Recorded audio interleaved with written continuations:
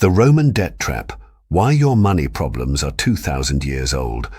Observe, seeker of truth, the eternal city of Rome, not the Rome of myth with its marble gods and conquering Caesars, but the Rome of shadowed alleys, whispered deals, and hungry hearts. Here walked Marcus Valerius Martialis, a poet whose pen cut sharper than a gladius, piercing the illusions of wealth and status. His verses reveal a truth that binds us across millennia. The chains of debt, envy, and ambition are not born of our age. They are forged in the human soul itself. Come, walk his streets, peel back the veneer of progress, and read the ledger of antiquity. Your struggles with money, your silent fears of ruin, your chase for more, they are as old as the 7 hills. Chapter 1. The Sportula, the eternal hustle.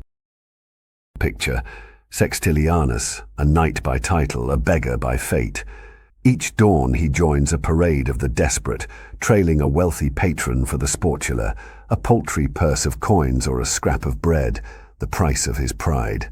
In his first book, Poem 11, Martial scorns this ritual. A man grovels for scraps, bartering dignity for survival.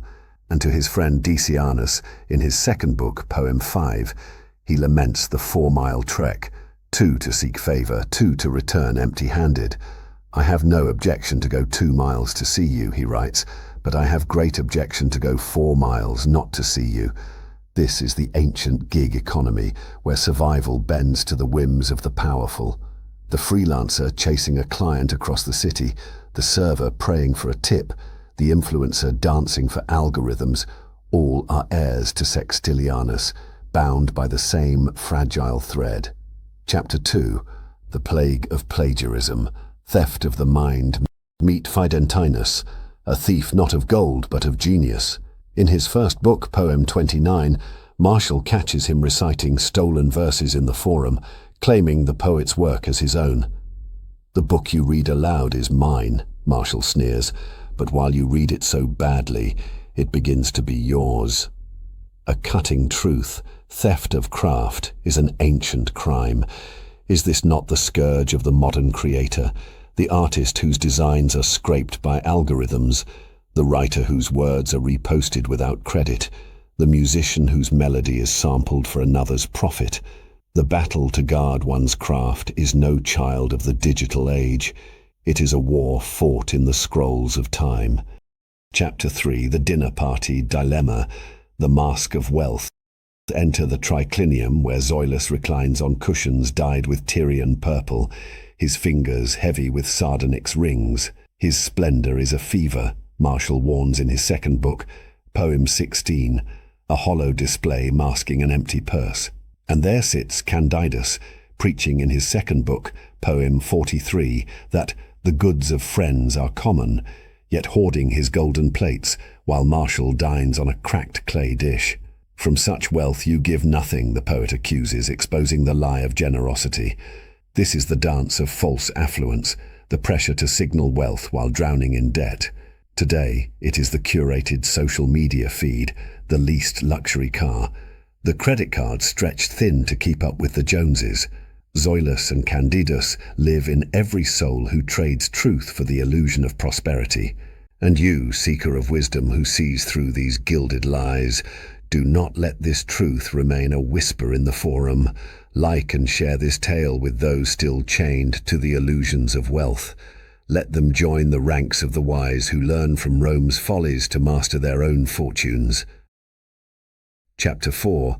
The Art of the Scrounge, Guarding the Purse. Consider Linus, a friend who comes to borrow. In his first book, Poem 75, his cautious lender offers only half the sum. Why give poor Linus half, not lend the whole? Martial asks. The answer is a masterstroke. I'd rather lose but half. Then there is Sextus, the usurer of his second book, Poem 44, who, spotting Martial's new toga, wails of his own poverty, a ploy to dodge any request before it is made. These are the timeless arts of financial defense, the calculated no, the preemptive strike to protect one's coffers. You know these players, the friend who forgets their wallet, the colleague who begs a loan while you guard your fragile balance, The game of cash flow is played with the same cunning today as in Rome's taverns. Chapter 5. The Golden Handcuffs. The Cost of Ambition. Martial, weary of Rome's grind, dreams of escape. In his first book, Poem 107, he longs to till a modest farm, to embrace inglorious repose far from the city's clamour. Yet he remains, chained to Rome's promise of fame and patrons. The city is his crucible, its opportunities as costly as they are alluring. He pays a fortune for the chance to stand where power resides. Is this not the plight of the modern striver, the professional in New York or London earning a fortune yet spending more to live among the ambitious? The golden handcuffs of urban life bind us still, trading quiet wealth for the loud pursuit of greatness. Chapter 6. The Eternal Ledger. What then is the wisdom of Martial's Rome? That the hustle for survival is ancient, that theft of craft is a crime older than coin, that the mask of wealth is a timeless deception, that friends and money mix like oil and fire, that the cost of ambition is a bargain struck with the soul. The columns of Rome may crumble, the chariots rust, but the follies of finance endure. The path to true wealth lies not in chasing fleeting trends, but in mastering the eternal patterns of human nature. Be not a slave to the sportula of likes and followers. Guard your craft with Martial's vigilance. Shield your purse with the cunning of Linus's friend. Weigh the true cost of the life you chase. Build a fortune not of gold but of wisdom, a wealth no thief can steal, no debtor can diminish, no city can tax. In the great forum of your life, let your ledger be balanced, your ambition tempered, your soul unbound. For the only debt that matters is the one you owe yourself.